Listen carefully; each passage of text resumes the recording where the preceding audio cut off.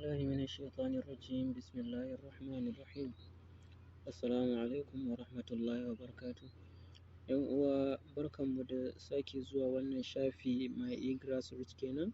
Shafi ne wanda yake koyar da abubuwan da suka shafi tushen abubuwa musamman ma yaren Larabci, inda muka fara gabatar da huruful hija'iyya ma'ana haruffan Larabci kenan daga alifun har zuwa ya'un. Idan mai karatu yana bibiye da mu zai samu mun fara karatun daki-daki, mun fara daga alifun, ba'un har zuwa ya'un. Sai dai muna tunatar da ‘yan uwa idan mutum wannan shi ne farkon zuwansa wannan shafi, to ya taimaka ya yi subscribing sannan ya danna alamar ƙararrawa, saboda wannan ne zai ba da dama a sanar da shi duk lokacin da aka sa sabon darasi, sai ya samu ya bi karatun kamar yadda ya dace.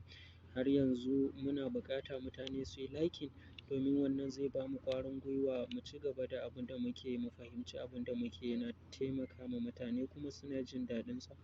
Idan tambaya ce mutum yake da ita ko shawara, akwai comment wanda mutum zai iya amfani da wannan wajen ba mu shawara, ko kuma ko da gyara ce ya gani yana so ya gyara mana, to a shirye muke mu anshi wannan in sha Allah. Har ila yau muna tunatar da sababbin shigowa wannan shafi, ma'ana wanda wannan shi ne farkon zuwansu kenan wannan shafi, su yi ƙoƙari su bibiyi karatuttuka da muka ɗaɗɗaura, duka akwai bidiyon su mun sa a cikin wannan dai shafi ɗin, ma'ana My e-grassroots ɗin. Mutum zai samu waɗannan bidiyos ɗin ya kalle su yadda suka dace domin ya samu ya fahimci wannan darussa ɗin kamar yadda suka dace.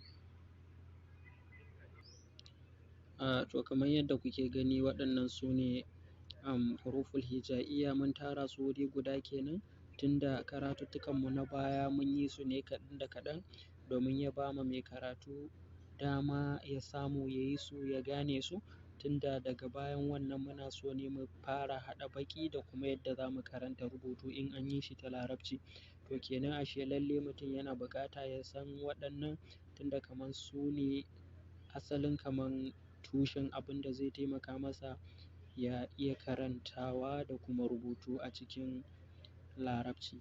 Kamar yadda kuke gani wannan huruful hija'iyya ɗin ne kenan, dukansu baƙaƙen na Larabci gaba ɗayansu ga su nan mun tara su wuri guda. Ga shi nan, wannan shi ne alifun, wannan ba'un, wannan ta'un, wannan sa'un, wannan jimun, wannan ra'un, wannan zalun, wannan dalun, wannan ha'un, wannan ha'un, wannan zayun, sinun, shinun, sadun, dadun, fa'un, ghainun, ainun, za'un, ɗa'un, ƙafun, kafun, lamun, mimun, nunun, ya'un, wawun, hamza, lam alif, ha'un. Kamar yadda kuke gani mun karanta su a jujjuye, to mun yi hakan ne saboda kamar in ba ku manta ba a darasinmu na baya mun yi magana akan kafin mutum ya iya karanta su, yana buƙata ya san baƙaƙe ɗin a duk yadda aka kawo su, ba wai sai lalle a jere ba, tunda za ka samu wani zai iya karantawa in ka tambaye shi alifun, ba'un, ta'un a jere zai iya karanta su, amma idan ka nuna masa misali ka ce wannan menene, sai ya gagara faɗa. Amma zai iya karantawa ya karanta haka kamar yadda suke jere, hakan ne ya karanta. To shi ya sa muka jujjuya su, amma kamar yadda kuke gani yadda jerin nasu yake ga shi nan, daga nan ne zuwa jimun, sai ha'un, ha'un, sai kuma haka dai da dai sauransu.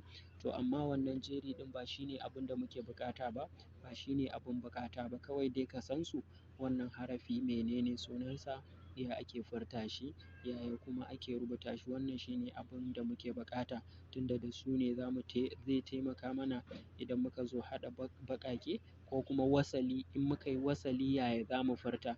Wannan shine kaɗai abun da muke buƙata, mutum ya san su ko a juye ko ma a yaya ne, ko da an tashe shi daga bacci mutum ya iya cewa wannan shine harafi kaza. Masha Allah.